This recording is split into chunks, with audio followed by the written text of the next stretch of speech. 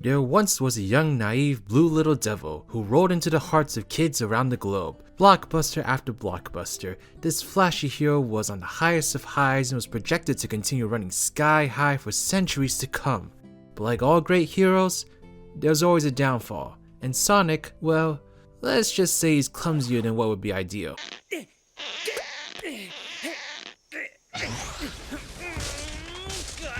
Unfortunately, Sonic's not been a stranger to setbacks, but with a setback comes the potential for a comeback that blinds the public eye and makes him forget all about it. And that's what Sonic Frontiers could be. Sonic Frontiers could be that game changer, and this video is going to outline exactly why that is and what could happen if it does or does not succeed. Hey beautiful humans, it's RidersDX, and while we may be in Sonic movie mode right now, a lot of us haven't forgotten that Sonic's true test will be later in the year when Sonic Frontiers finally comes out. I mean, just look at poor Sonic, he's sweating like a pig. To illustrate just how crucial Sonic Frontiers is, let's take a look back at two other agonizingly important games in the Sonic franchise that were the exact opposite in terms of outcome. We start our trip through history in the late 90s where Sega was still in the console making business, but they were bleeding tons of revenue because the Sega Saturn was basically a hot mess. One of the biggest reasons for this failure, however, was the absence of a major Sonic adventure on the console. Sonic was supposed to come out of a title named Sonic X-treme, but due to numerous development struggles and conflicts, it unfortunately never saw the light of day, leaving the Saturn with only a collection of Sonic's previous titles and Sonic R.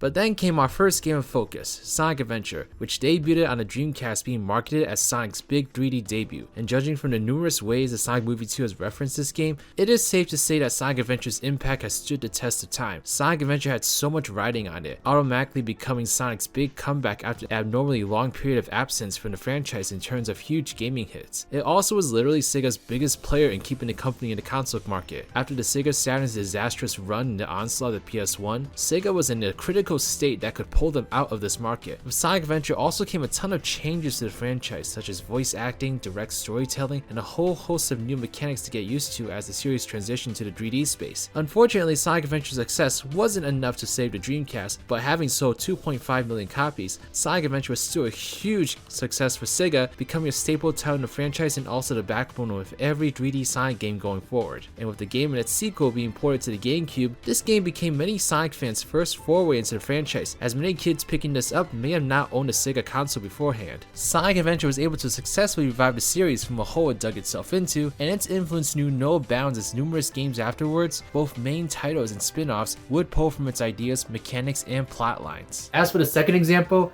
we just need to fast forward a little bit over half a decade for that one. It's 2006. Yes, I know you're doing shit at the screen right now.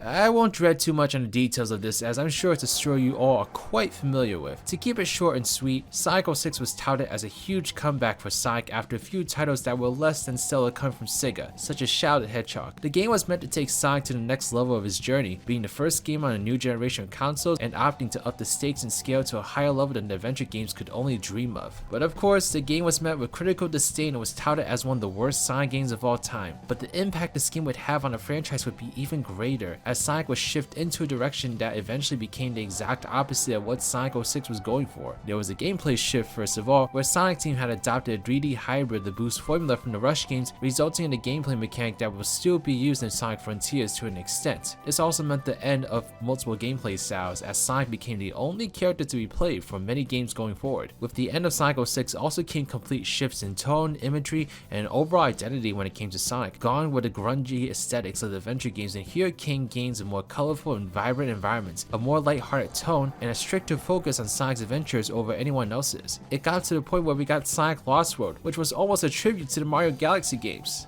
except worse. Sonic 06 was a huge turning point in both the series' reputation and the series itself, as Sega saw the biggest red flag of their lives and turned far and away from it once Sonic 06 had hit the public stratosphere. It can't be understated just how much of an influence this game had, arguably more than Adventure, just not in a very positive manner. But now we turn our attention to 2022, as the release of Sonic Frontiers edges ever so closer and closer. So the hole that Sonic Frontiers is trying to help the franchise crawl out of was the one left by Sonic Forces, which was a game that aimed to return to some of what made the adventure games so impactful tone-wise, except it did in the most half-assed way possible. Eggman's forces have chewed through our defenses at Green Hill, and the resistance in the city is reporting that whatever it is that finished Sonic. Sorry, I'm still not used to saying that.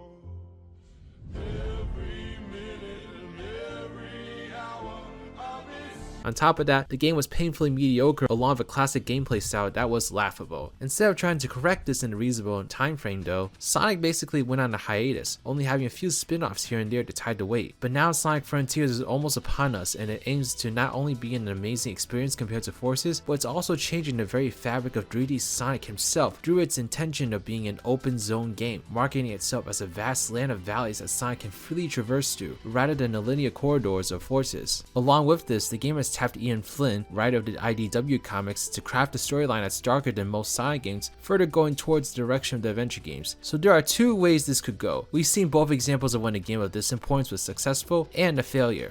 If Sonic Frontiers ends up being a complete disaster, meaning that the open zone gameplay is a complete mismatch with Sonic and the story and tone of the game is met with critical disdain, here's what I think is going to happen. We're just going to disintegrate into smelly old corpses.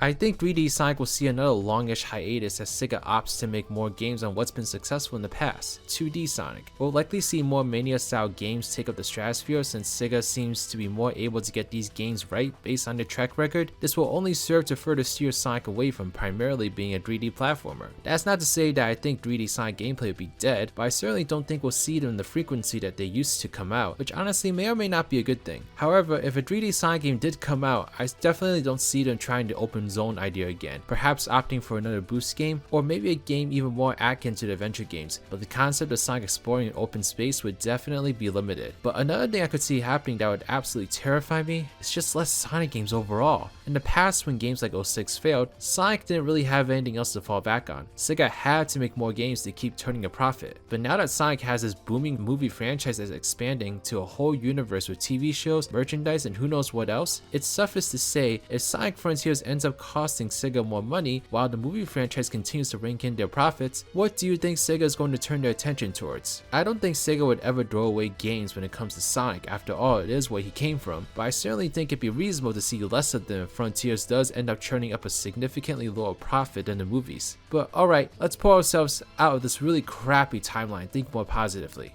What if Sonic Frontiers turns out to be a success? Well, I want y'all to just sit on that thought for a second. Just imagine it.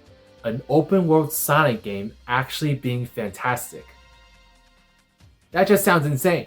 That's a crazy concept because not only is it so rare for us to get like an amazing 3D Sonic game, but for it to be an open world game, man, we're really dreaming big here. But nonetheless, it is a possibility. Sonic Frontiers could be that revolutionary step in 3D Sonic that we've all been waiting for. If it is a successful juggernaut, we can guarantee this is not the last of open world Sonic that we'll see. Sega will most certainly commission a sequel that's bigger in every way, more places to explore, a deeper and darker story, more characters and Sonic lore inserted into the campaign. The amount of things would be endless. We could potentially see one of the highest budgeted Sonic games to date, which we've not seen for a long time. Its impact on the Sonic franchise would be seen for years to come, as numerous games afterwards would aim to recapture that success the way many 3D games did of the adventure games. And honestly, I think Sonic would become far more interesting of a franchise to follow than ever before, as if that were possible. Obviously, we're dreaming really big, but that just goes to show how huge of a risk Sega is taking by conceptualizing and making this game. Sonic is a franchise that was never supposed to be freely open and explorative. I mean, sure, you could discover shortcuts and secrets in any Sonic game, but the basis of Sonic was always to run on a sort of restrictive pathway to get to the goal as quickly as possible.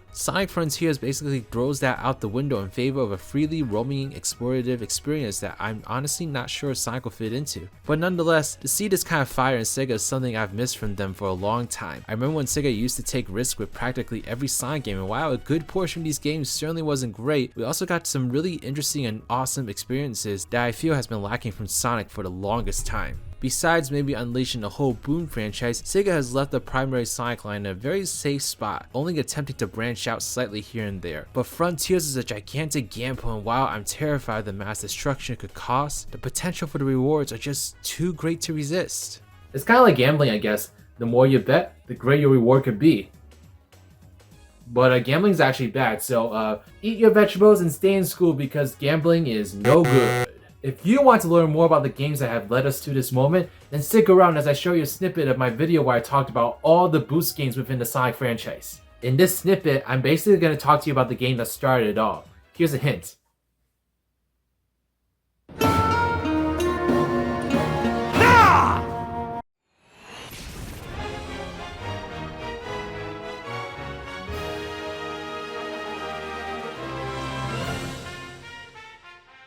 I vividly remember my own reaction to seeing the review of Sonic Unleashed. I believe it leaked a couple weeks or so before its official announcement, drew a few screenshots and a gameplay video of Savannah Citadel daytime, and I was all... I've soiled my tunic! I mean, this looked just absolutely incredible. It was basically Sonic Rush in 3D, which was definitely one of my most favorite games in the world around this time. Combined that with just how the franchise was after 06, Sonic Unleashed seemed like the game that was going to make a complete 180 in the series' reputation. And well, in terms of Boost gameplay at least, it was definitely a step in the right direction. Sonic Unleashed definitely veered a long ways from the adventure titles, relying much less on that speed-infused platforming and much more of that quick reflex-focused gameplay of the Rush series. And if anything, it looked even more exhilarating in 3D space than a 2D space. Sonic Team managed to translate that spectacle-like visual well here, creating some of the biggest 3D spaces Sonic has ever traversed in. Adding the game's worldly feel to that, and you have one of the biggest feeling Sonic games of all time. It was a total treat racing through the equivalents of Italy, China, Southeast Asia, Egypt, and so many more around the globe. Sonic is literally running all over the planet, and I loved every single minute of it. Knowing what the Boost formula would evolve into, I will say the level design can leave a lot to be desired. There's a lot more reliance on boosting through areas here than other Boost games, thus making a lot of the level design uninspired. Also, movement in a 3D space is kinda awkward. There's this part in Dragon Road where you got a platform on all these rotating circles, and I was trying real hard not to crack my unbreakable smile. But it was the first time they tried to do this, and I gotta appreciate how well this was executed, especially after 06. Unleashed as a whole is just such an amazing package overall. There are hub worlds to really help propel the worldly feel of the game, along with an epic storyline. I mean, this is probably one of the best written Sonic stories ever. It may have some awkward humor here and there, but it overall does a great job at balancing both a comedic and serious tone that I would love to see more from Sonic. I mean, a lot of people find him annoying, but I think Chip is just absolutely adorable, and I thought he was like the perfect companion for Sonic in this game. I mean, sure, we could have had Tails tagging along with Sonic, but I really liked seeing the relationship between Chip and Sonic develop and seeing some of the strengths of Sonic's character in particular here.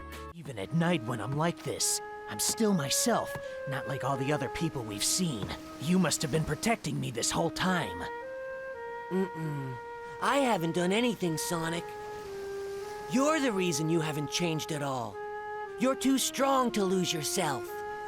I'm the reason? Yeah. You never doubt yourself, no matter what. You never give in to the night or the darkness inside your heart. I think it's because I knew that about you. That's why I wanted you to help me. They ask you how you are, you just have to say that you're fine when you're not really fine. Everything about this game just seems so expertly crafted of love and compassion. I enjoyed practically everything from the lo-fi sounding songs of the nighttime hub worlds to the blistering visuals experienced during Jungle Joyride daytime. Unleashed is one of the most perfect Sonic games to ever come into.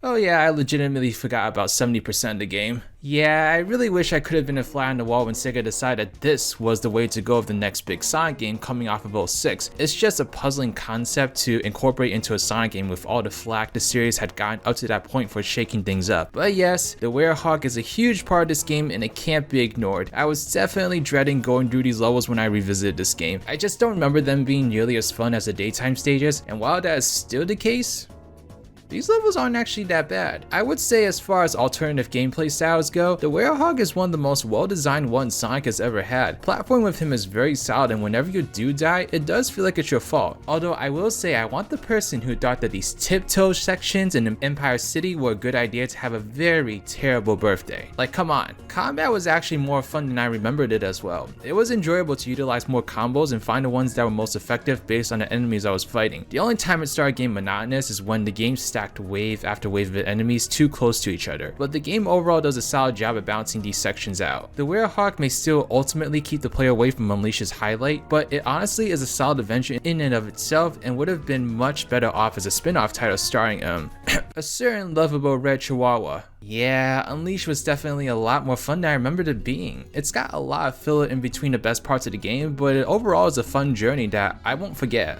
As if Unleashed by itself wasn't interesting enough, but it was also released during the time where developers were trying to figure out how to market a game across multiple console generations.